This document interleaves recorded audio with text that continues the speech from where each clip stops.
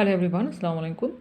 আজকে আমরা দেখব যে জার্মান A1 লেভেলের mündliche Prüfung, that means oral exam. Okay, so এই ওরাল এক্সামের তিনটা পার্ট আছে। এটাকে বলা হয় টাইল 1, টাইল 2 und টাইল 3, মানে পার্ট 1, পার্ট 2 এবং পার্ট 3। আমরা সমস্ত পার্ট একসাথে আজকে ডিসকাস করবো না। আমরা প্রথমে করবো হচ্ছে টাইল 1, পার্ট 1, যাতে আপনাদের মাথার ভিতরে সুন্দর মতো গেঁথে যায়। সো এই টাইল 1-এ আমরা দেখব যে কয়েকটা টপিক থাকবে, সেটা হচ্ছে 7টা। নামা, আলটা, লান্ড, ফোনট, স্পাখেন, বেগুফ, হবি। যার মানে একটু উচ্চারণগুলো ডিফারেন্ট হয়, এটা আপনারা সবাই জানেন, এর আগেও আমি অনেকবার বলেছি। সো এখানে এটা স্পাইসেন বলবেন না, স্পাখেন, বেরুফ না বেগুফ, হবি। ওকে, তো এই টপিকগুলো কি থাকবে এবং এই চার্টগুলো আপনাকে একটা কাগজে দিয়ে দেবে। যখন ওরাল এক্সাম শুরু হবে আপনাদের সবার হাতে একটা করে কাগজ যাবে। প্রথমে এরকম একটা পেজ যাবে এবং পেজের মধ্যে এগুলো লেখা থাকবে। এবং আপনাদের কি করতে হবে, আপনারা এক ঝলক টপিকগুলো দেখবেন, ওখানে কী কী লেখা আছে, নামা, আলটা। তো এগুলো দেখে আপনারা বলতে থাকবেন। এখন এটা কি কোশ্চেন করবেন? না, আপনারা কোশ্চেন করবেন না। এই যে টপিকগুলো দেওয়া আছে আপনাদের সম্পর্কে বলতে হবে। এই জন্য হচ্ছে এই পার্ট 1কে বলা হয় ফরস্টেলং, মানে হচ্ছে ইন্ট্রোডাকশান। সো আপনি আপনার নাম বলবেন, আলটার বয়স বলবেন, লান্ড মানে হচ্ছে আপনি কোথা থেকে আসছেন, ফোনট আপনি কোথায় বাস করেন, স্পাখেন আপনার ভাষা, বেগুফ আপনার পেশা এবং হবি আপনার শখ, আপনি কী করেন।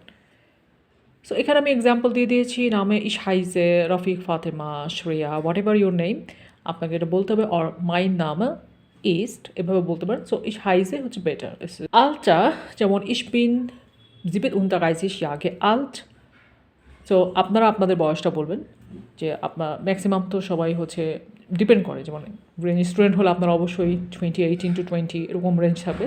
আপনার ওই সংখ্যাগুলো 18 হলে 18, 20 হলে 20। আবার আমার নাম্বারিংয়ের উপর যে আমি ভিডিওটা করেছি সেটা দেখে নেবেন।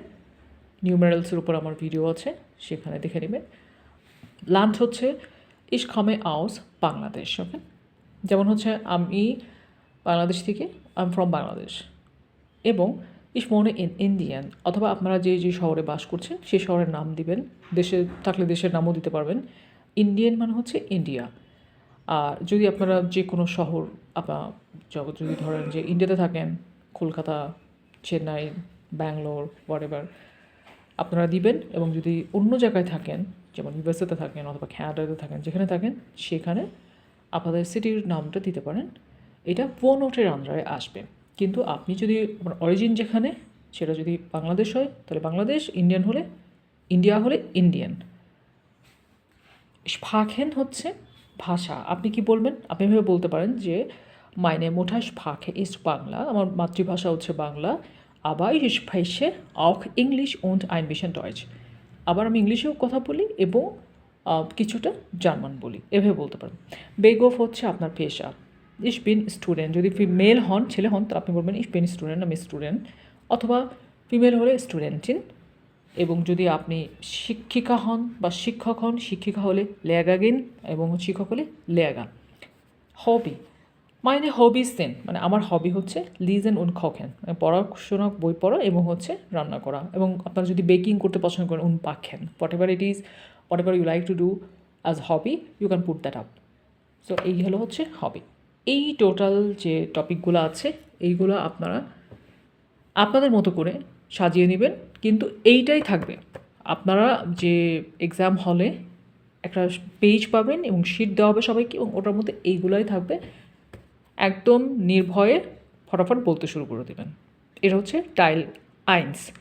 এর পরেরটা হচ্ছে টাইল 2, এবং এটা হচ্ছে কিন্তু mündliche Prüfung, ওরাল এক্সামের আন্ডারে আসছে, স্পেশাল। হ্যাঁ, ঠিক আছে।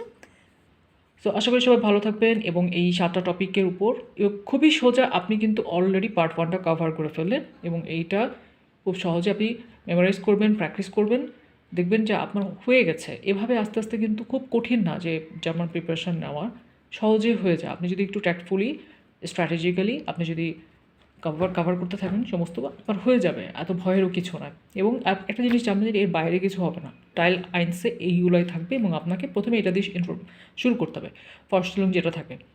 এরপরে টাইলস হোয়াইটে টপিক থাকবে, থিমা থাকবে, সেটা আমরা দেখিয়ে দিব, কিন্তু এইটা তো অন্তত চোখ কান বুঝে মেমোরাইজ করা শুরু করেন।